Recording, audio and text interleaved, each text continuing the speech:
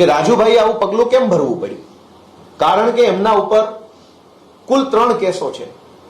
2022ની વિધાનસભાની ચૂંટણીમાં એફિડેવિટ કર્યું, એમાં એમણે 3 કેસોનો ઉલ્લેખ કર્યો છે.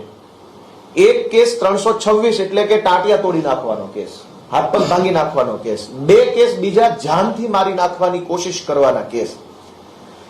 જે ટાંટિયા તોડવાનો કેસ છે એ કેસમાં એમને 2022ની ચૂંટણી પછી 5 વર્ષની સજા પડી ચૂકી છે.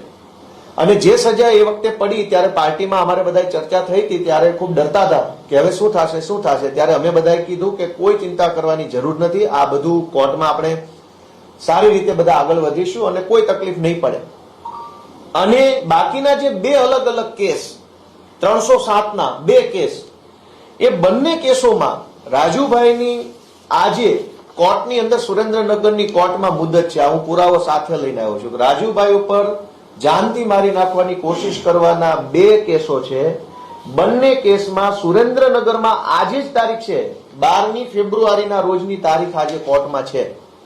અને કોર્ટમાં શું થવાનું હતું આજે અહીંયા લખ્યું છે, ફાઇનલ આર્ગ્યુમેન્ટ, આખરી નિર્ણય આજે સુરેન્દ્રનગરની સેશન્સ કોર્ટમાં 12મી ફેબ્રુઆરીએ રાજુભાઈ કરપડા, જો અહીંયા આરોપીના નામ લખ્યા છે, ભૂપતભાઈ જીલુભાઈ, ઓરુભાઈ જીલુભાઈ, રાજુભાઈ મેરામભાઈ કરપડા, બાવકુભાઈ અને રામકુભાઈ, આ 5 આરોપી ઉપર જે કેસ છે એ કેસનું સુરેન્દ્રનગરની અદાલતમાં આજે આખરી નિર્ણય થવાનો હતો. એટલે ભાજપ તરફથી એમના ઉપર પૂરું દબાણ કરવામાં આવ્યું કે જો 12 તારીખે પ્રેસ કોન્ફરન્સ કરીને આમ આદમી પાર્ટી ઉપર સ્ક્રિપ્ટ પ્રમાણેના આરોપ નહીં લગાવવામાં આવે તો કોર્ટમાં કંઈ પણ થઈ શકે છે.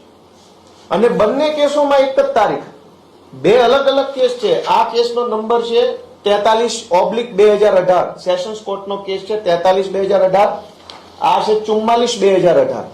બંને કેસમાં આજે ફાઇનલ હિયરિંગ છે. અને જો રાજુભાઈ આજે આ પ્રેસ કોન્ફરન્સ કરીને ભાજપે આપેલી સ્ક્રિપ્ટ પ્રમાણે આરોપ ન લગાવતા તો કદાચ આજે એમને કોર્ટની અંદર કોઈ મોટી સજા પડવાની સંભાવના હતી.